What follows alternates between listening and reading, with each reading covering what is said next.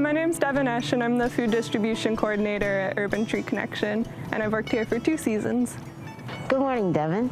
Can you give me some background information regarding the distribution of your farm? Last year we had one farm stand that was out at the front of the farm weekly, and then we had another one at the YMCA a few blocks away that was bi-weekly. And we did those farmers markets with really affordable costing produce for people in the neighborhood to be able to come and get food. And we also had a small piloted CSA that we were starting out last year. And actually, because of coronavirus, we were getting ready to start all that again this year, maybe try out a different spot for our farmers market.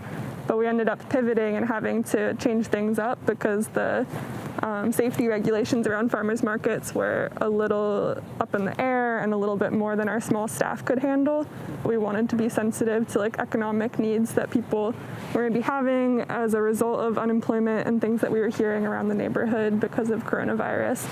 So we actually started talking to some block captains in March that we were already in contact with, and came up with a new plan for food distribution, which was to start doing a more direct CSA style delivery program. And we were able to fundraise money in order to fund that so that people could be getting that for free in the neighborhood. And we had those partnerships going, and we were able to get about 80 people signed up, different families in the neighborhood during that pilot month, I think of June. And as we kind of grew the program, we realized that we wanted to get more blocks involved. So at first we were doing every week to those families, and then we switched to a bi-weekly program so that we could get about 5 more block captains involved, sorry, for a total of 6 blocks that we now distribute to 120 or so families. So Devin, you were mentioning block captains. Can you explain to us what is a block captain and how does that function in your communities? Yeah, so the block captains are people that have been elected by their neighbors on their block to kind of be a community leader for that block.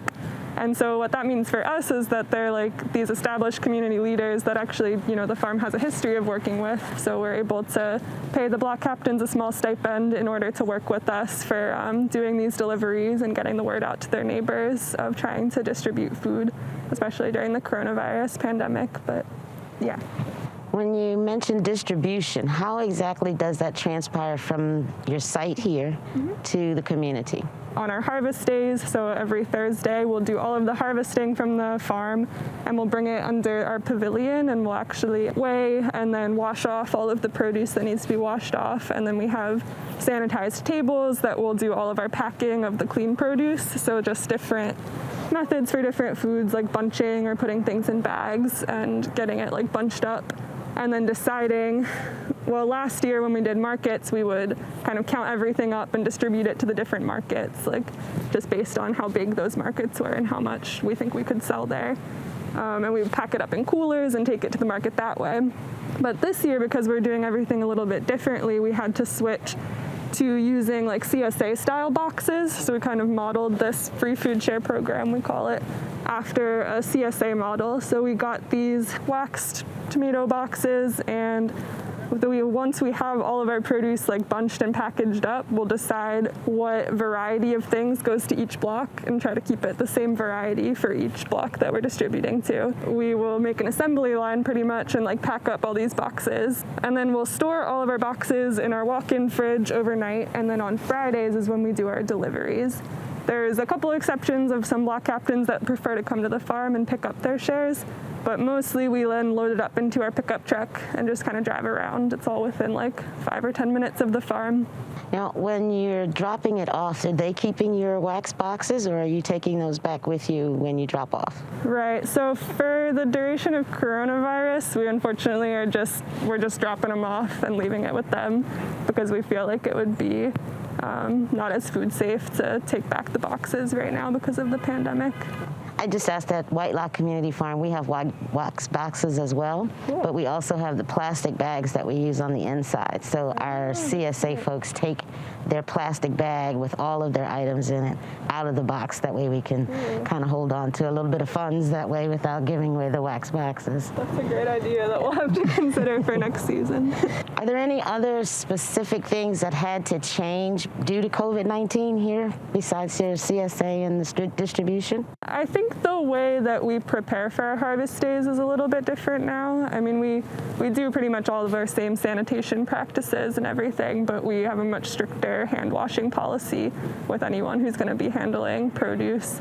At first we were having people wear plastic gloves, but then as we learned more about the virus, we switched to being like, okay, well, as long as everyone just washes their hands like a lot throughout the day, make sure to like not eat any food in the area where harvesting and packaging is happening. It has to be, you know, a minimum of 6 feet away if people are going to be taking their masks off. And of course, just like having masks on and doing social distancing at the farm anytime we have volunteers here.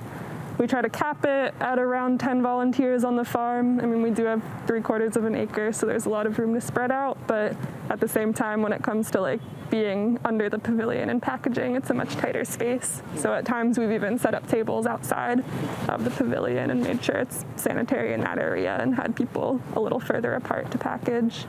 So a lot of different little things to try to keep people safe. Did you have to do any specific COVID-19 training for your staff and your volunteers? We attended some different webinars like on farmers markets and regulations like across the city, but we didn't do a specific training for it. We kind of just like attended as many info sessions as we could and tried to make our policies based on that and based on the CDC guidelines and everything we were hearing. Can you tell me about the reception that you've received from the community since the COVID-19 and your changes that you've made for distribution? Definitely, yeah. So we actually, after our first month of doing this new free food share project, we put out a survey to try to gauge the response from the community and whether it's a program that we wanted to continue doing and if there was still like an economic need for food going out to people. And we got 100% yes from all of our survey respondents that they wanted to continue being involved. And we had kind of a mix of people saying, well, I want food weekly or I want food bi-weekly. So that was what helped us decide that we would expand the program. And we felt like we had enough people comfortable receiving food bi-weekly that we could do a bi-weekly schedule between these different groups of blocks that we could then get even more food out to. And that's how we grew the program to be about 120 families. And I think that, you know, based on those surveys, people were really excited about the program. I think there's people that kind of miss the markets, but that this is like a safer and easier way. And they're like happy to be able to get the food in like a more socially distant fashion than at a market.